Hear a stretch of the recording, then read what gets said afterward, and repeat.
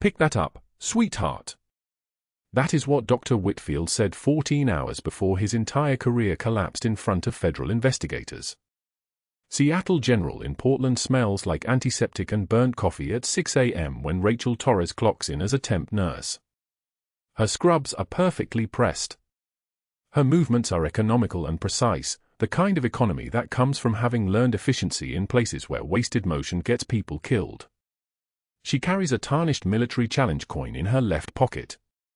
Her hand touches it unconsciously as she moves through the pre-dawn hallways, a small gesture so practiced it barely registers as conscious anymore. The fluorescent lights catch a thin scar running along her right forearm as she reviews charts in the empty nurse's station. Her handwriting is meticulous. Too meticulous.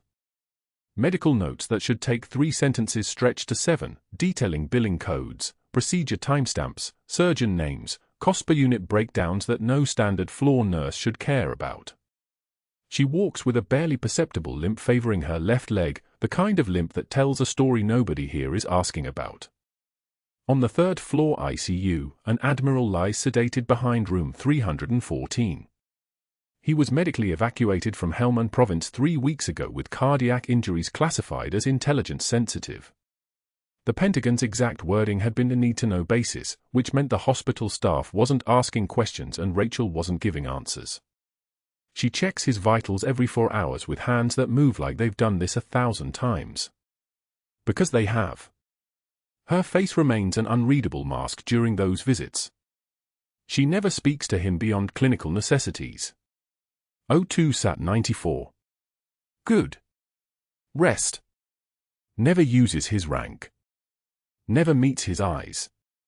The Admiral's brother is a 3-star general stationed in Washington, and the Pentagon had made one thing crystal clear: the Admiral's presence in this hospital stays invisible until his clearance to travel is approved. Rachel is the invisible nurse watching an invisible Admiral. Dr. Whitfield arrives at 7:15 a.m., and the hallway temperature changes. His expensive Italian shoes, the kind that cost more than Rachel makes in a week, click against linoleum with the sound of someone accustomed to announcing his arrival. He's surrounded by attending physicians who laugh at his jokes before he finishes making them. They laugh at the timing. They laugh at the punchline. They laugh at the idea that they might not be laughing. His presence in a hospital corridor is like a predator moving through water. The other fish sense it before they see it, and they adjust their swimming patterns accordingly. Whitfield notices Rachel reviewing the Admiral's chart at 7:23 a.m. He stops mid-stride. His eyes narrow. The attendings slow their pace, tuning in like dogs hearing a frequency only they understand. Rachel doesn't look up. She keeps reading. Her pen moves across the chart, documenting something about the Admiral's cardiac output measurements from the previous shift, cross-referencing them against the billing codes for the echocardiogram that had been performed. The connection is there in the numbers. The costs don't match the services rendered. The markup is exactly 300%, she's counted 3 times now to be certain. That's the Admiral's chart. Rachel looks up. Whitfield's voice isn't loud. It's the opposite of loud. It's the controlled, measured tone of someone so accustomed to authority that volume isn't necessary. She notes his jaw. Notes the way his attendings have positioned themselves slightly behind him, creating distance between themselves and whatever is about to happen. They've done this before. Vitals update. Rachel's response is soft. Deferential. The voice of someone who knows her place. Cardiac output dropped 0.2 liters per minute overnight. You're a temp? Yes, sir. Temps don't flag attending decisions. The 4 physicians don't move. They don't contradict him.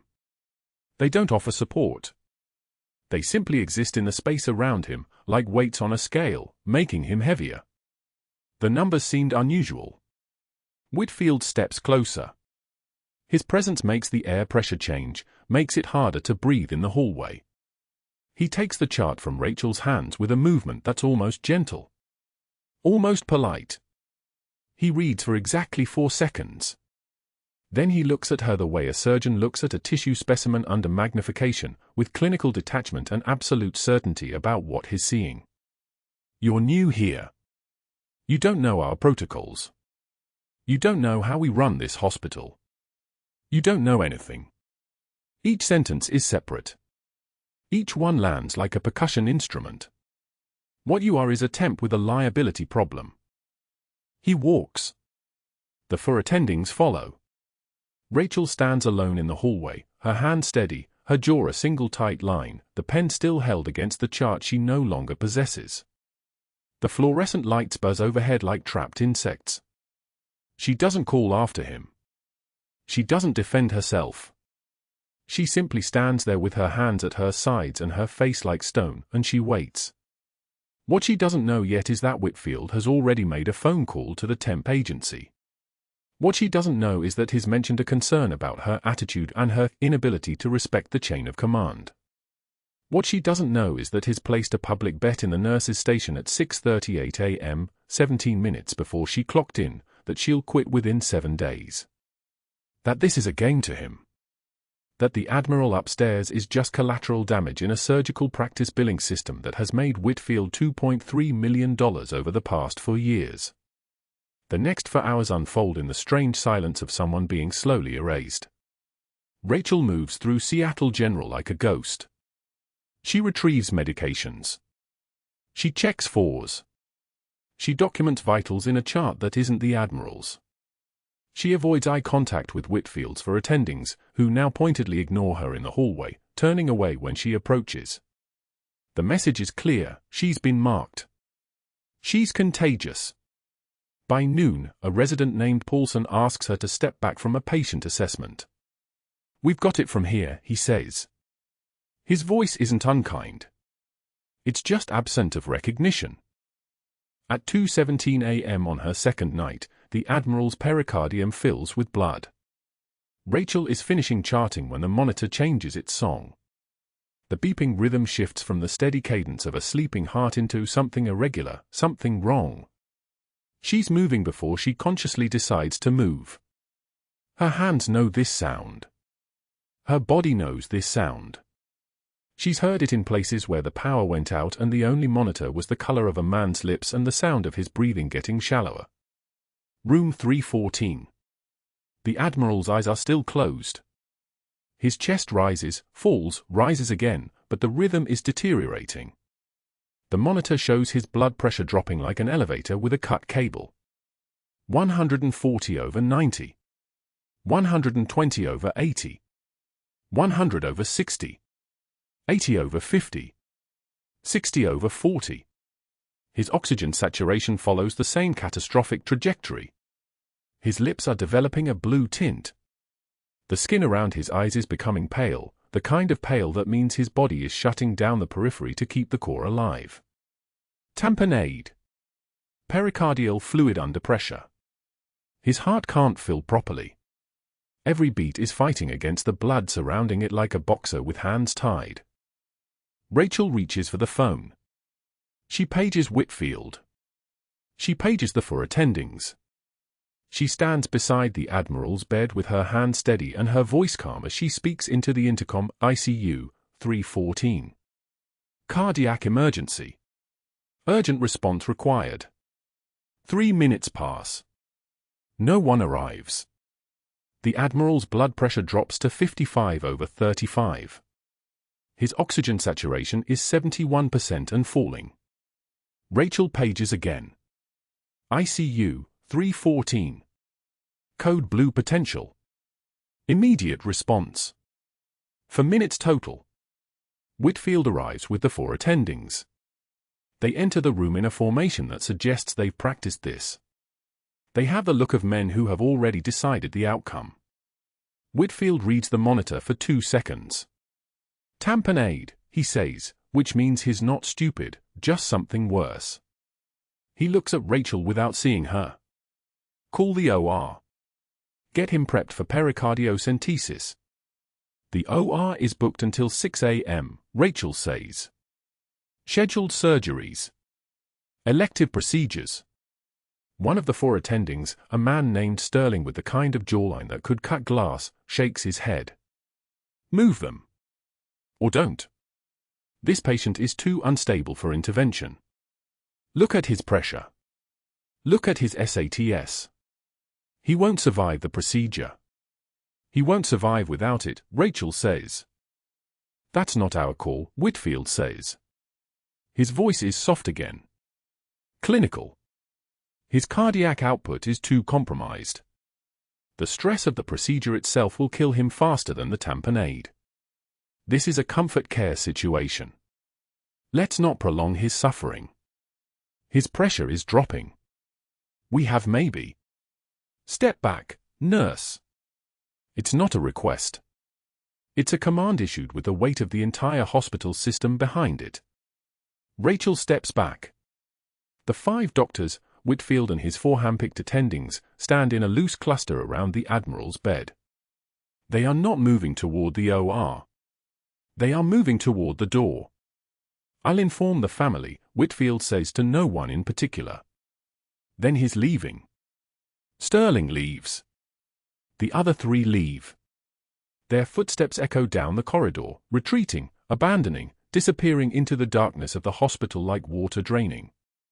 Rachel stands alone with the Admiral as his blood pressure drops to 50/30. His oxygen saturation is 68%. His lips are blue-gray now. His breathing is shallow, the kind of shallow that means the body is conserving. Preparing. She moves because her hands move on their own. She's done this before, in a place called Helmand Province, in a convoy that got hit, in the dust and the heat with bullets and screaming and a man with a wound that wouldn't stop bleeding. Pain is information. Her old instructor had taught her that. Pain is data. And right now the data is screaming.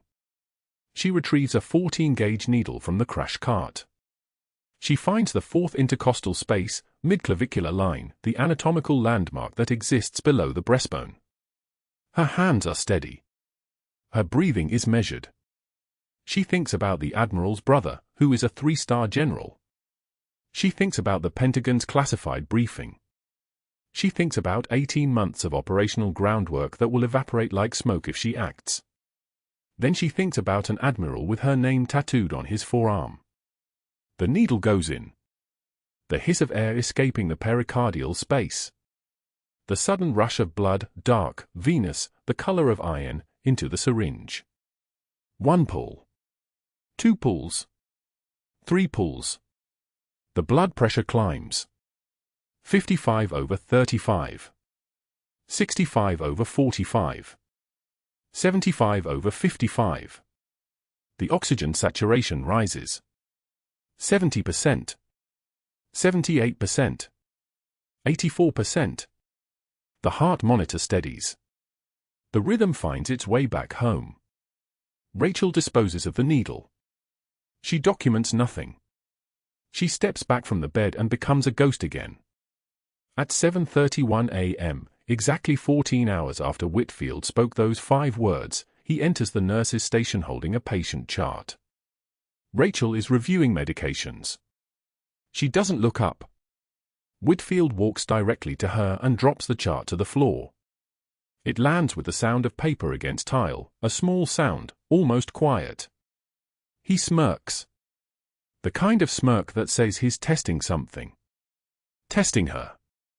Testing whether the invisible nurse will stay invisible or whether she'll shatter into all the things he expects her to be. Pick that up, sweetheart. His 4 attendings stand behind him. They're watching her the way spectators watch a fight, with the casual cruelty of people who've already decided the outcome. Rachel's jaw tightens. A single muscle in her right temple pulses once. Her hands clench around the medication list she's holding. The challenge coin in her left pocket seems to grow heavier. She breathes. 1 breath. 2 breaths. She bends down and retrieves the chart without a word. She doesn't speak. She doesn't meet his eyes. she simply picks it up and holds it in her hands and stands there with her face an unreadable mask while somewhere above her, 3 floors up, an admiral she's never been introduced to is still breathing because she broke every protocol that demanded a physician's hand. Good, Whitfield says. That's what respect looks like. He walks away. The 4 attendings follow. Rachel stands alone in the nurse's station with a patient chart in her hands and a tarnished military challenge coin in her pocket and the certain knowledge that everything is about to get much worse before anyone realizes she's not what she seems. The 7:11 a.m. nurse's station smelled like burnt coffee and antiseptic, the fluorescent lights casting everyone in a sickly institutional white. Rachel stood 10 feet from the med cart, her hand steady as she counted out the Admiral's morning medications, each pill placed precisely in its paper cup. She wasn't looking at Dr. Whitfield, but she could hear him perfectly, his voice carrying the kind of casual cruelty that only works in front of an audience. "I'll give her a week," Whitfield announced, leaning against the counter with 3 residents clustered around him like satellites orbiting a sun that had forgotten to shine. 2 attendings stood nearby, coffee cups steaming in their hands. These temp nurses never last. They don't have the constitution for real hospital work. He pulled out his wallet, the leather catching the light like something expensive and dangerous. A $100 bill appeared on the counter, crisp and green. Who wants to bet she quits by Friday? For hands reached for the money. Rachel's jaw clenched. Just once. Just that small flexing of muscle along her mandible, the kind of physical response that would have betrayed most people. But her hands never stopped moving, pill to cup, her fingers moving with the precision of someone who had learned long ago that survival meant keeping rhythm while the world fell apart around you. Her face remained unreadable, the expression of a woman made entirely of glass and steel, someone who had learned in Helmand Province that the quickest way to lose was to let anyone see you flinch.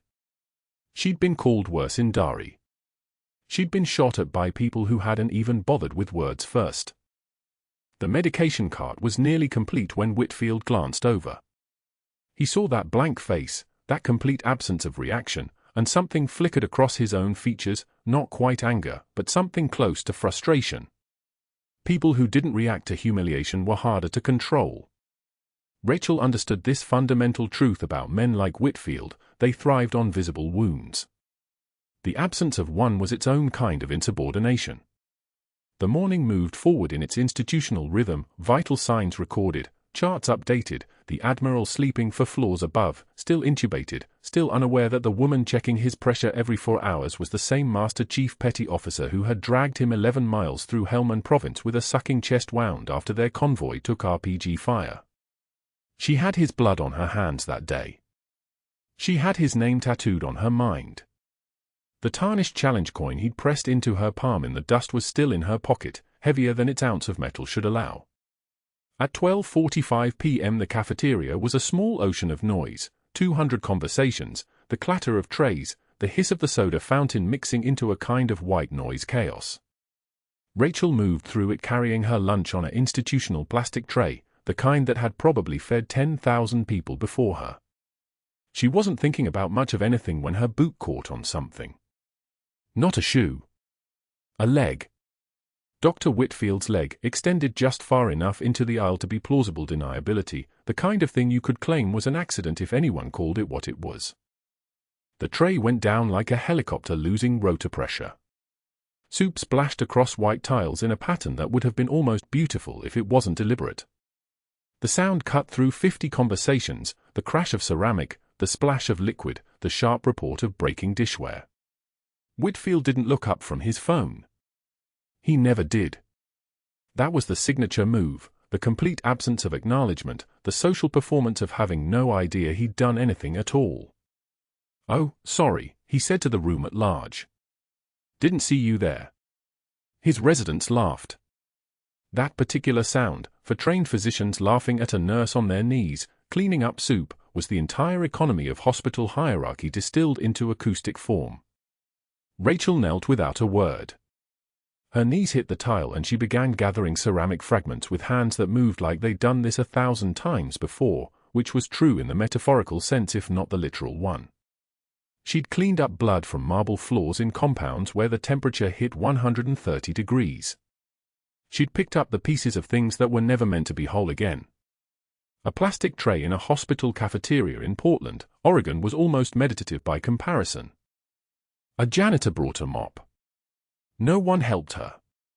That was the point of the thing. The performance required that she be seen as someone beneath collective assistance, someone whose humiliation was entertainment rather than cruelty.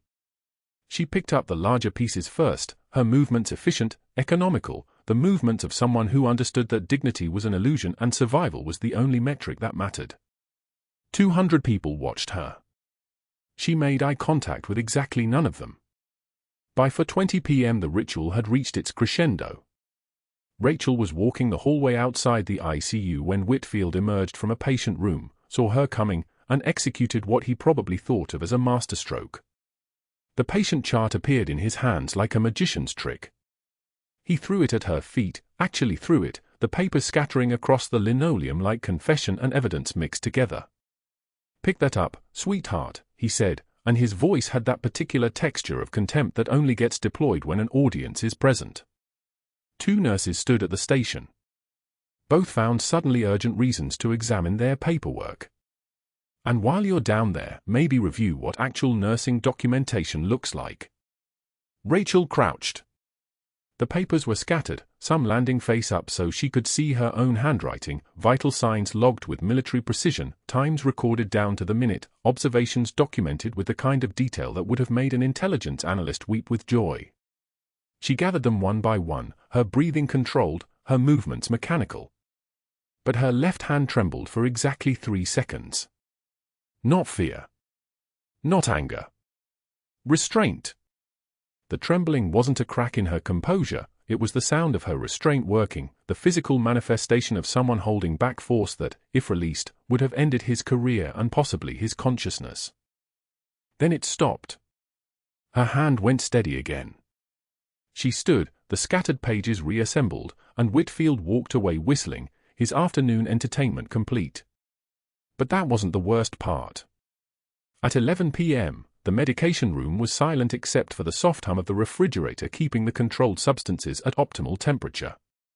Rachel sat at the small desk with the Admiral's chart spread in front of her, reading through the billing codes with the kind of focused intensity that only comes from training. Her eyes moved across the numbers, surgical procedure codes that didn't match any actual procedures, equipment charges for devices that weren't in the hospital inventory system, billing through a shell company with a structure she recognized from her classified intelligence briefing packet. Phantom charges. Ghost surgeries. The Admiral's care was being billed 300% above actual cost, and the difference was disappearing into accounts that led directly back to Dr. Whitfield. She photographed 3 pages with a device concealed in her watch, the kind of equipment the Navy issued to Master Chief Petty Officers working deep cover. The shutter was silent. The images were encrypted. By morning she would have transmitted the documentation to handlers who had been waiting 18 months for this exact moment. But that would have to wait. At 1:45 a.m. the ICU monitor alarms went off with the kind of urgency that stopped time. Rachel was in the equipment room restocking supplies when she heard them, high-pitched, insistent, the cardiac monitor screaming the way monitors scream when someone is dying on your watch. She moved without thinking, which was itself a kind of thinking, the kind that comes from muscle memory and training, from 1,000 emergency situations in places that had names like Sanjin Valley and Jolin District where hesitation wasn't a choice, it was a death sentence. The Admiral's blood pressure was dropping like an elevator with cut cables. 110/70. Down to 85/50. Down to 70/45 in the space of 90 seconds. His jugular veins were distended, swollen like they were trying to escape his neck. His heart sounds were muffled, the kind of muffled that only happened when blood filled the space around the organ itself. Cardiac tamponade. The pericardium filling like a water balloon around the heart, pressure building until the chambers couldn't pump anymore. Rachel reached his bedside as his pressure hit 65/42. She reached for the phone and paged the on-call surgeon stat. Then she paged Whitfield as the attending of record. Her voice was controlled, clinical, the voice of a trained professional reporting a medical emergency. No panic. No drama. Just information delivered with the precision of someone who had delivered much worse news in circumstances far more demanding. At 2:03 a.m. Whitfield arrived with 4 attendings, all of them disheveled from sleep, all of them moving with the irritable lethargy of physicians torn from their beds. They looked at the monitor. They looked at the bedside ultrasound showing the pericardial effusion building around the Admiral's heart like a closing fist. They looked at Rachel's data, Beck's triad positive, the constellation of signs that meant one thing and only one thing. "He needs immediate pericardiocentesis," Rachel said. Her voice didn't waver. Master Chief Petty Officers didn't have wavering voices. They had voices like steel poured into molds and cooled until they could hold the weight of command. Whitfield reviewed the monitor, exchanged glances with his 4 attendings in the particular way that physicians have of communicating without words. It was a look that said, *, we are not doing this. We are not gambling with our licenses. *. The case is too unstable, Whitfield announced. Intervention now carries unacceptable liability risk. One attending nodded. The statistical futility alone. Another, we should focus on comfort measures. Keep him comfortable while we wait for the inevitable. Rachel stared. Her hands didn't move. Her face didn't change. But something shifted in her eyes, something that would have registered as dangerous to anyone trained to recognize it. She was looking at 5 men making a conscious choice to let a patient die, and she was filing away every moment, every word, every exchange of glances for the records that would eventually matter. "He'll be dead in 20 minutes, Rachel said. Whitfield turned to look at her. Really look at her. For the first time, something flickered across his face that wasn't contempt. Uncertainty, maybe. The briefest recognition that he was standing in front of someone whose calm was not submission but something far more dangerous. "Not our responsibility," Whitfield said finally. "Document that the patient was too unstable for procedural intervention." All 5 doctors walked toward the ICU exit. The alarms continued their desperate electronic screaming. The Admiral's pressure continued its descent. And Rachel stood alone with a patient who had saved her life once and was about to lose his because 5 physicians had decided that litigation risk mattered more than a human heartbeat. Her left hand opened. The tarnished challenge coin pressed into her palm, its weight suddenly everything. The monitor's green line traced its descent like a seismic reading of collapse. 2:08 a.m. Rachel stood alone at the Admiral's bedside, her badge reflecting the pale glow of the vital signs screen. Blood pressure 72/44. Dropping. The number was a countdown. Oxygen saturation holding at 91, but his lips had taken on a bluish tint, the color of something slowly suffocating. His breathing came shallow and rapid, the ventilators wheeze filling the ICU silence like the last breath before a dive. Rachel's eyes moved from the monitor to his chest, barely rising, barely falling, then to the empty doorway where, exactly 6 minutes ago, 5 men in white coats had turned away from the problem and walked out. 5. Whitfield and 4 attending physicians he'd hand-selected, the kind of men who moved together like a formation, their unified retreat a statement of institutional superiority. They'd stood over the Admiral's bed for 90 seconds. Whitfield had looked at the imaging first, the echocardiogram showing fluid accumulating around the heart like a tide coming in. Then he'd looked at the vital signs. BP 88/56 at that moment.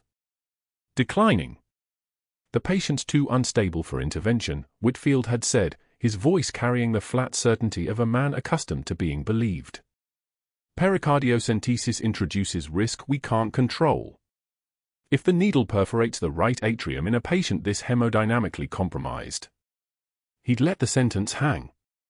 Statistical futility. Liability concerns. The words had come out like a diagnosis, not an opinion.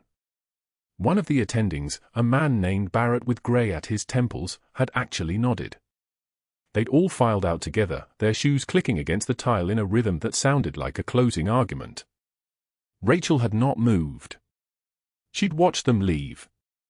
Watched Whitfield pause at the doorway, his hand on the frame, waiting perhaps for her to call him back, to acknowledge his expertise, to accept his judgment. She hadn't. Now his pressure was 68/38. The Admiral's heart was drowning in its own pericardial sac, blood pooling around the organ, squeezing it with every beat, making each contraction less effective than the last. In another 4, maybe 5 minutes, his pressure would bottom out entirely.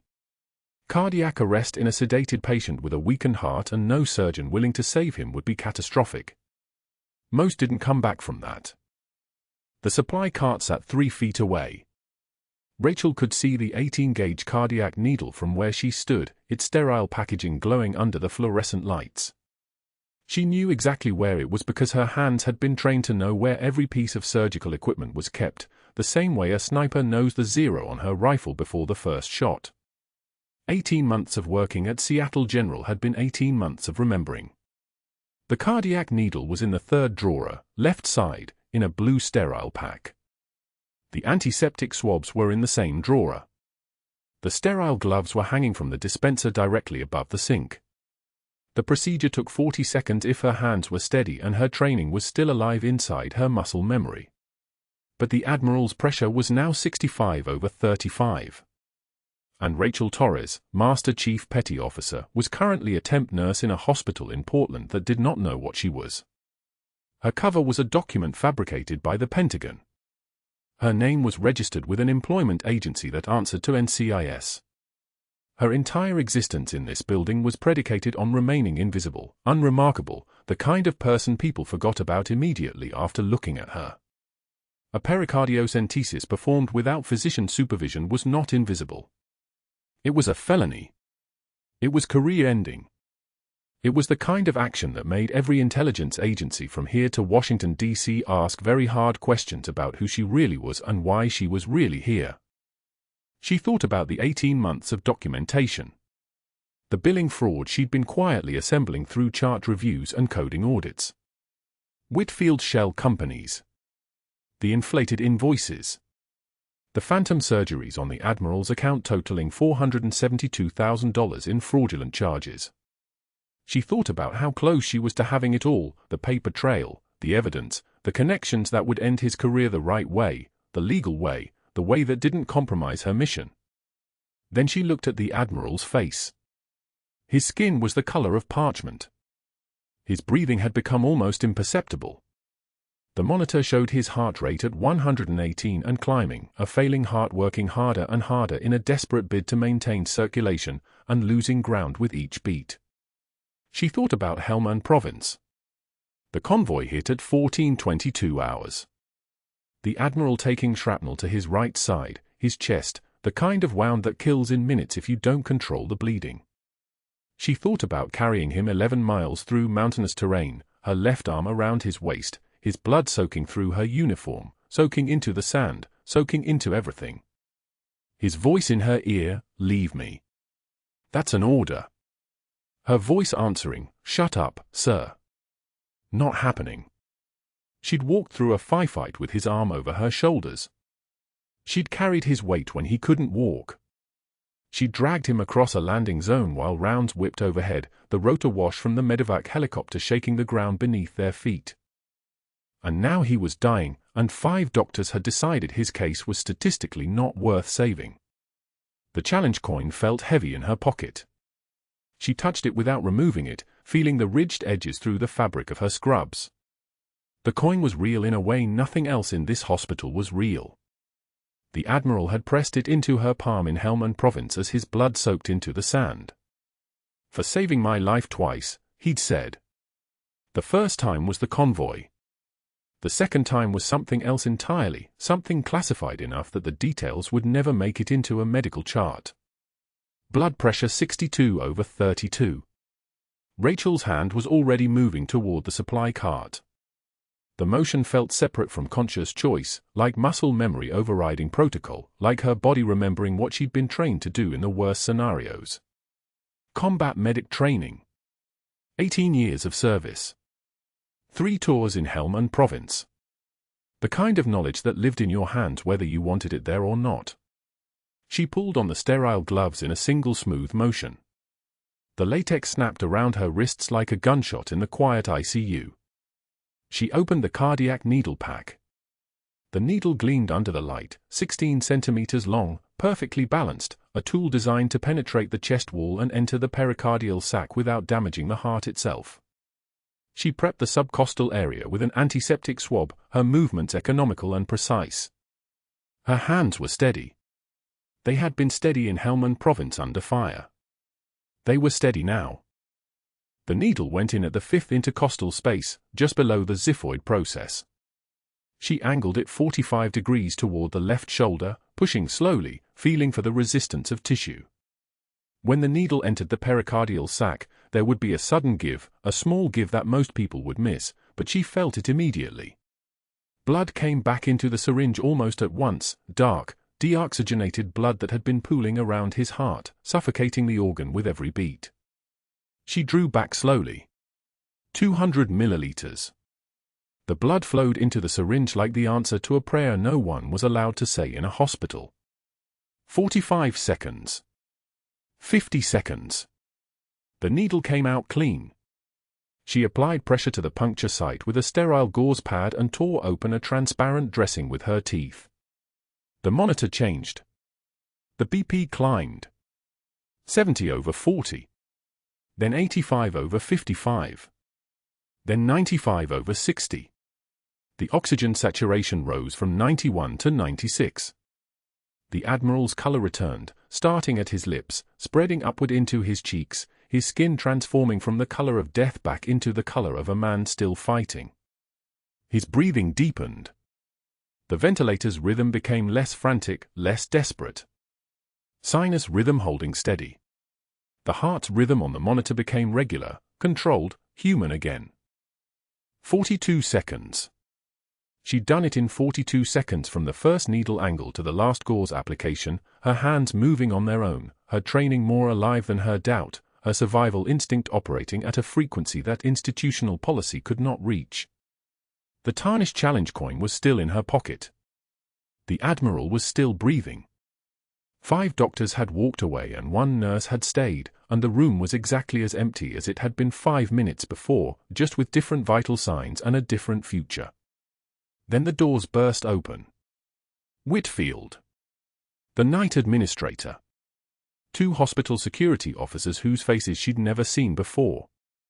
The overhead lights cut a path across the Admiral's bed as they entered, their footsteps sharp and accusatory. Whitfield's face had taken on the expression of a man seeing something that violated his understanding of the world's proper order. He moved directly to the Admiral's bedside, checking the monitor himself, his eyes traveling from the vital signs readout to Rachel to the transparent dressing on the Admiral's chest and back again. The security officers stationed themselves on either side of the doorway like sentries at a checkpoint. "Who authorized that procedure?" Whitfield's voice had dropped an octave. "Who told you to touch this patient without a physician present?" He was looking directly at her, and his eyes held something between fury and fear, the look of a man realizing that something had happened in his hospital that wasn't supposed to happen, something his control hadn't accounted for. "You just performed an invasive cardiac intervention without a single attending present. That's a violation of hospital code, state licensing regulations, and criminal statute." His hand reached for the Admiral's chart. "I'm contacting hospital administration. I'm contacting the temp agency. I'm reporting this to the State Board of Nursing. That's grounds for immediate termination, and possibly criminal charges." Rachel didn't move. She didn't flinch. The Admiral's pressure held at 98/62. The oxygen saturation held at 97. His breathing was steady and deep and blessedly, impossibly, still happening. "The patient arrested," she said. Her voice was quiet. Calm. The voice of someone reporting weather. Pressure dropped to 60/40. "You refused intervention." "I didn't." The silence that followed lasted exactly 3 seconds. Then the Admiral's monitor beeped its steady, beautiful rhythm, and the room somehow became even quieter because nothing could be louder than that sound. The Admiral's monitor beeped its steady, beautiful rhythm, and the room somehow became even quieter because nothing could be louder than that sound. Rachel's hands were still steady as she withdrew the needle, the hiss of air escaping the pericardial sac the only other noise in the ICU. Blood pressure climbing. 82, 91. 118/62. Oxygen saturation at 94% and climbing. The Admiral's color improving by the second, his chest rising and falling with purpose now instead of desperation. She documented every second with the precision of someone who understood that medical records were not just narratives, they were evidence. 2:18 a.m. Pericardiocentesis performed with 14-gauge needle. For milliliters of blood evacuated from pericardial space. Immediate hemodynamic stabilization achieved. Sinus rhythm maintained. Vital stable. Her handwriting was clean, methodical, the writing of someone who had filed weapons reports in Helmand Province under sniper fire. The writing of someone who understood that accuracy could save lives or destroy careers, depending on whose hands held the pen. That was when Dr. Whitfield's footsteps returned to the ICU hallway. Not walking. Striding. Rachel heard the fury in his gait before she heard his voice, heard it in the way his shoes hit the tile like accusations. He pushed through the ICU doors with his face the color of spoiled meat, his hands curled into fists. The night administrator was with him, Marcus Hendricks, a man who wore his authority like borrowed clothing, who had probably never made a difficult medical decision in his entire life. Whitfield pointed at Rachel without speaking to her, as if she were not a person but a problem to be identified. "This is a suspension effective immediately," Hendricks said, his voice carrying the apologetic tone of someone delivering someone else's cruelty. "Pending investigation. You'll surrender your credentials and badge." Rachel did not argue. She did not defend herself. She simply removed her badge, the temporary credentials, the pass that had granted her access to the Admiral's floor, and set it on the counter beside the monitor. The badge lay there like a playing piece removed from the board. Whitfield watched her do this with something that looked like confusion, as if he had expected her to break, to cry, to rage. Instead, Rachel simply moved to the sink, removed her latex gloves with deliberate slowness, and disposed of them in the biohazard bin. Her face showed nothing. Her breathing was controlled. She was a mask in scrubs, and Whitfield's expression told her that masks infuriated him far more than tears ever could. By 2:45 a.m., Whitfield was in the hospital's back stairwell making phone calls. Rachel heard about this later, but she would have recognized the pattern anyway, the pattern of a man activating every favor, every alliance, every leverage point he had cultivated over his tenure as chief of surgery at Seattle General. His first call was to Dr. Raymond Pierce, a board member who had financial interests in the very billing schemes that Rachel's chart reviews had begun to expose. Whitfield's voice crackled through the stairwell in a voice like a tank idling in a garage, all menace and controlled force. "We have a situation. A temp nurse overstepped. Performed an unsupervised procedure.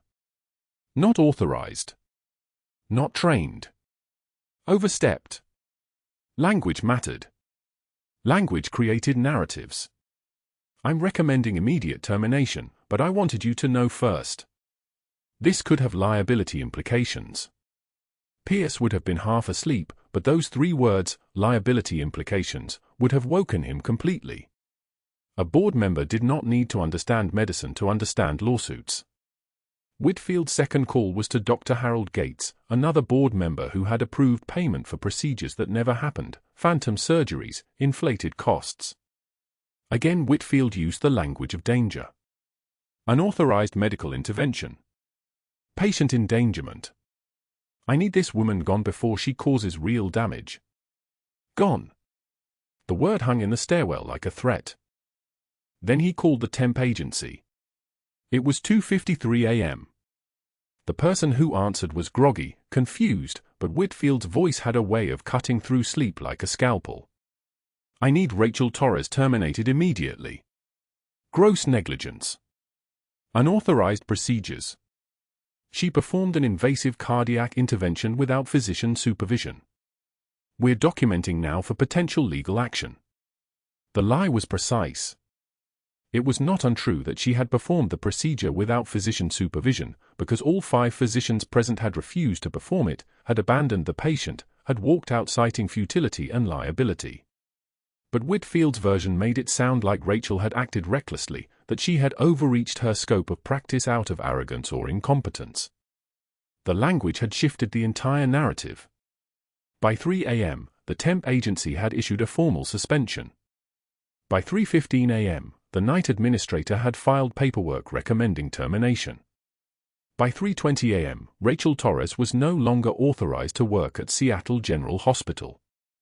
She left through the emergency room exit, her temporary badge already deactivated, her access to the Admiral's floor already revoked.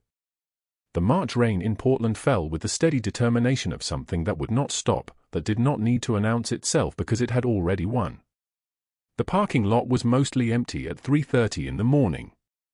Rachel walked 6 blocks to an all-night diner she had discovered during her first week, a place called Mercy's, ironic given everything, with bright fluorescent lights that made everyone look like ghosts and a waitress named Diane who asked no questions and refilled coffee without comment. Rachel sat in a booth in the back, away from the windows, away from the late-night drunks and insomniacs who occupied the other tables. She ordered coffee. It arrived within 2 minutes. She did not drink it. Instead, she watched her reflection waver in the window glass. The coffee grew cold in front of her.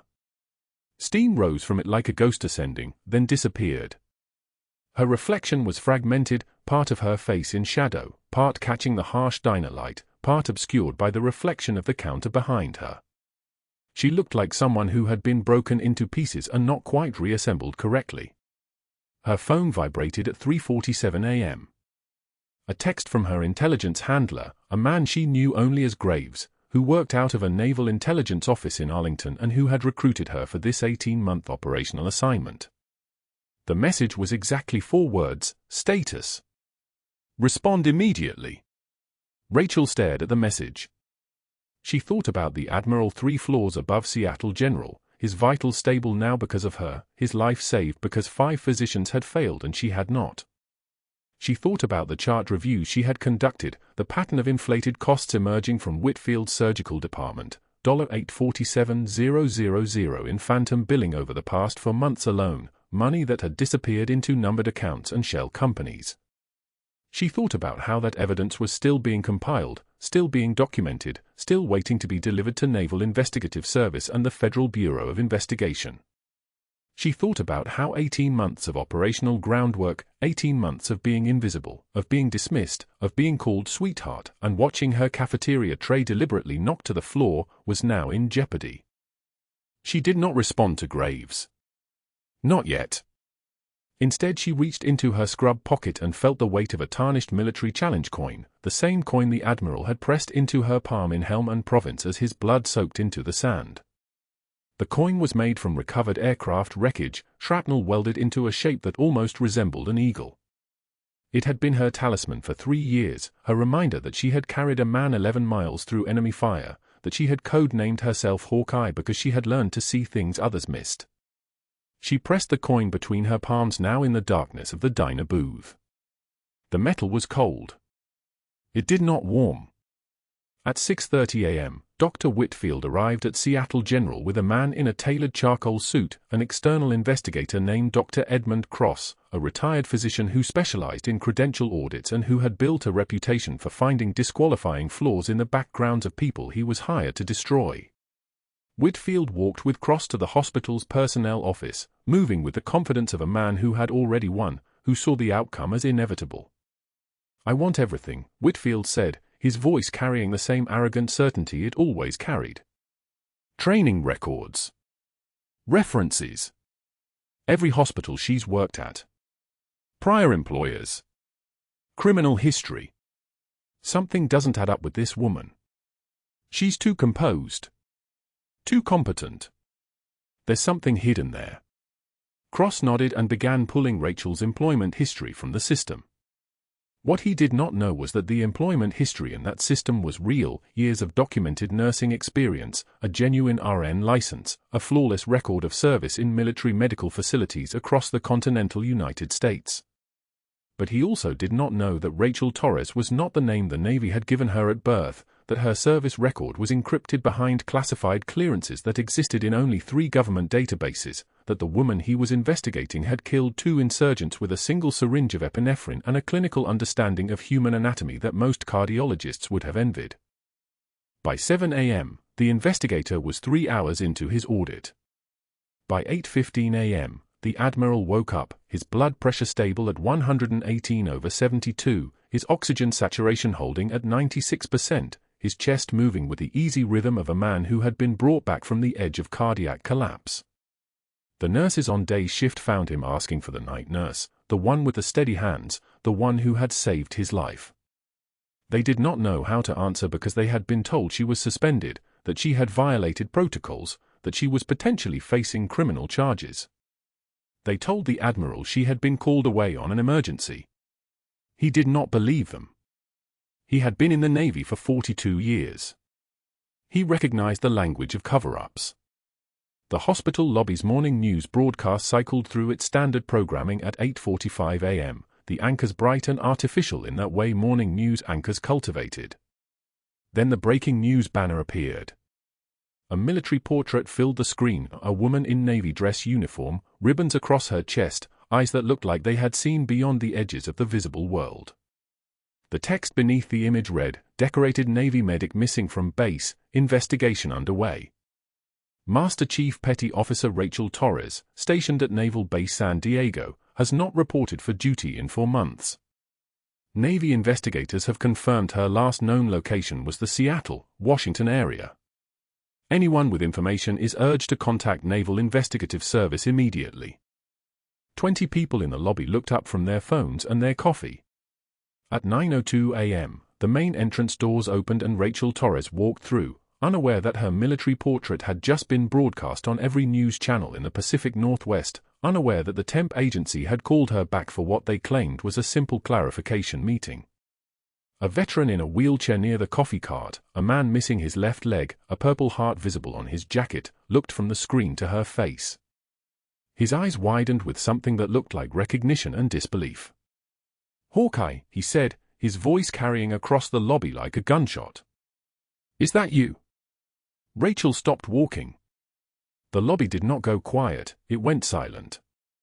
Silent in the way silence happens when a sound has been erased from the world. Said a voice behind her. A retired Marine, maybe 60 years old, wearing a hospital security uniform, stepped forward. His posture straightened in the way military posture does when it recognizes itself in another person. "You're a Master Chief Petty Officer." The morning news broadcast flickered across the lobby screen at 8:45 a.m. Rachel was walking past the information desk when she saw it, her own face, military portrait, dress uniform crisp and sharp against the sterile blue background. The headline scrolled underneath in bold red letters, "Decorated Navy medic missing from base, investigation underway." She didn't stop. She kept walking.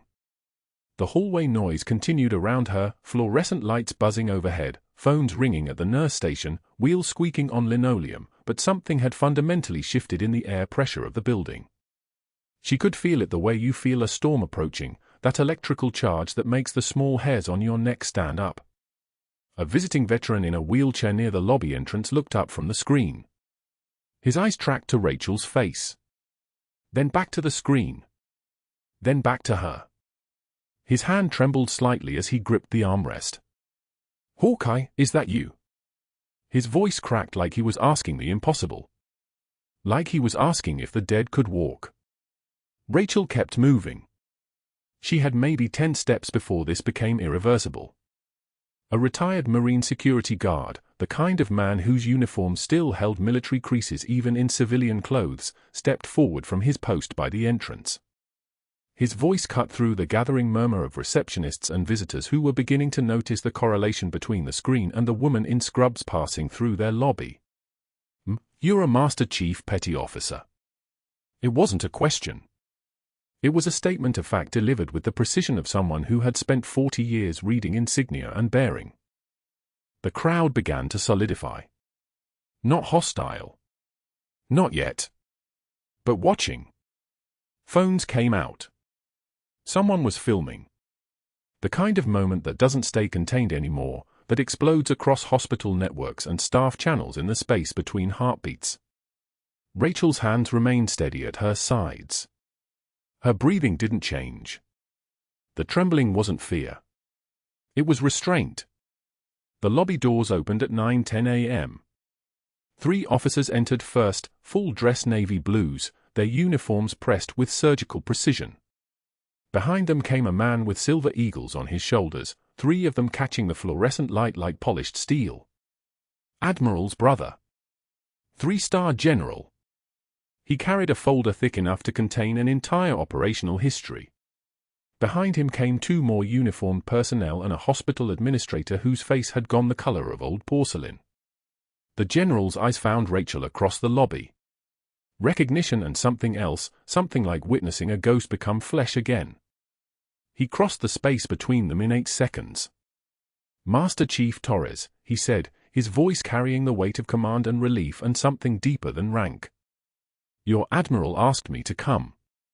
The folder opened. Service records. Clearances. A 14-month operational history dating back to her arrival at Seattle General under false credentials. Everything documented with the kind of military precision that left no room for interpretation. She was there on orders. She was there to protect. She was there to investigate. The temporary nurse position was the cover. The mission was the real job. Whitfield appeared at the ICU entrance at 9:25 a.m., drawn by the lobby commotion visible on the security feed someone had pulled up at the nurse's station. His face went slack. Not angry yet. Slack. The way a man looks when he's watching his architecture collapse in real time. The Admiral was wheeled down from the 3rd floor at 9:35 a.m. He was weak. 3 days post-crisis would do that to anyone, but his eyes were sharp and his jaw was set with the kind of determination that doesn't come from hospital recoveries. He was conscious. Fully conscious. His right forearm caught the light as he raised it, and there it was, Rachel's name, tattooed across his skin in military lettering, the kind of permanent marking you only give to someone who saved your life and more. "She carried me 11 miles, the Admiral said. His voice wasn't loud. It didn't need to be. The lobby had gone so quiet you could hear the rain outside hammering against the glass. Sucking chest wound after our convoy was hit. Helmand Province, 2019. 1 hospital corpsman, 1 dying admiral, 11 miles of open desert and enemy fire." He looked directly at Rachel. Then at Whitfield. Then at the gathering crowd of administrators and staff. "She never told you what she was, did she?" 10 seconds of absolute silence followed. Not uncomfortable. Not shocked. The kind of silence that comes from the world realigning itself. The external investigator that Whitfield had hired, the auditor he'd brought in to expose Rachel's disqualifying secrets, arrived at his office at 9:40 a.m. with preliminary findings. His face was the color of someone who had followed a thread and discovered the tapestry he was pulling on was actually a noose. "Dr. Whitfield, I need to discuss some irregularities I found." He set a folder on the desk between them, hands steady but eyes averted. "But not in the nurse's records. In yours." The folder contained everything. Billing codes that didn't match procedures. Surgical schedules with gaps.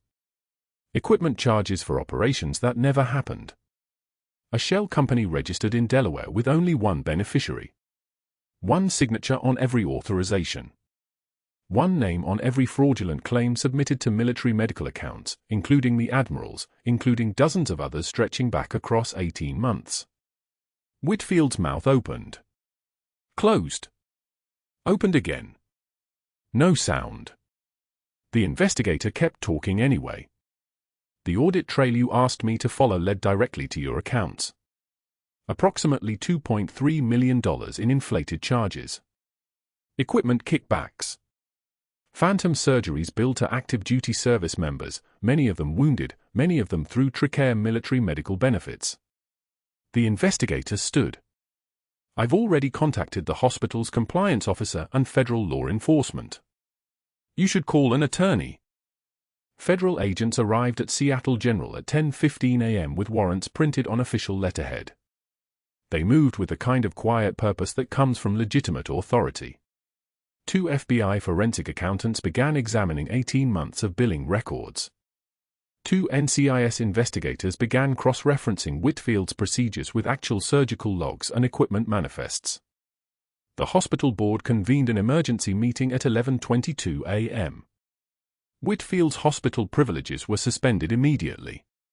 His office was sealed with evidence tape by 1:16 p.m. His badge was confiscated at 2:45 p.m. Rachel stood in the Admiral's room at 3:36 p.m., the door closed behind her for the first time since her cover had evaporated like rain on hot asphalt.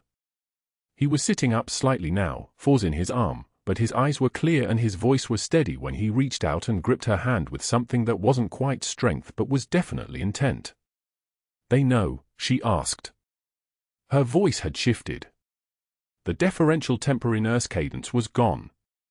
What remained was the voice of someone who had survived Helmand Province twice, once in the field and once in the halls of a hospital where 5 doctors had walked away.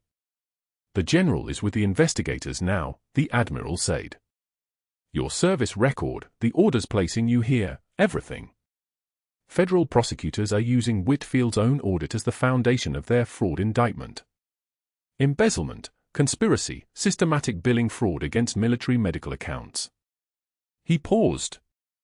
His hand tightened slightly. "You did your job, Master Chief.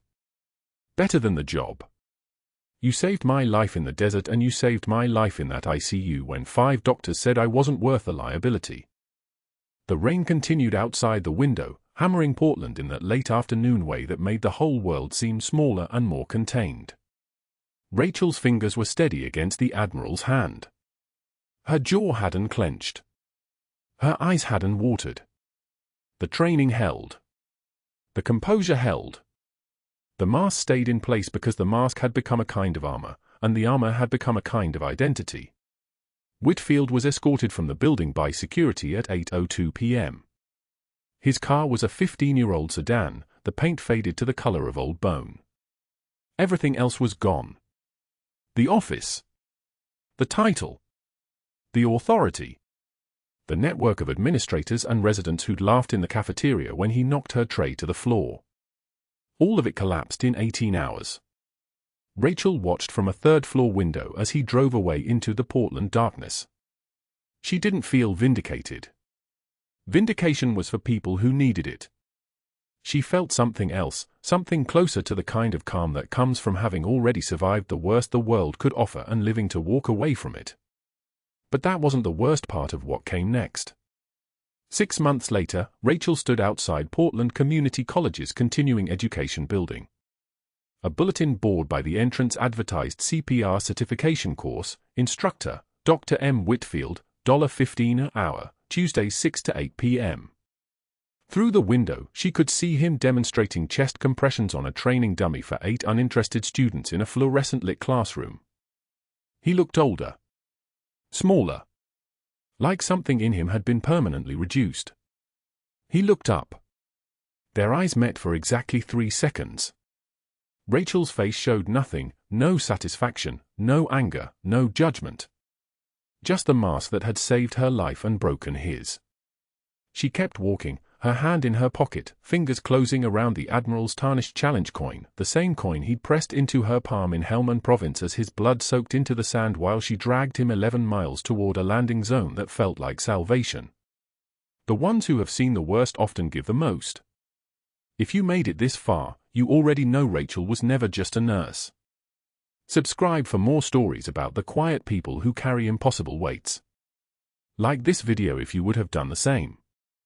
And tell me in the comments, would you have walked away or stayed?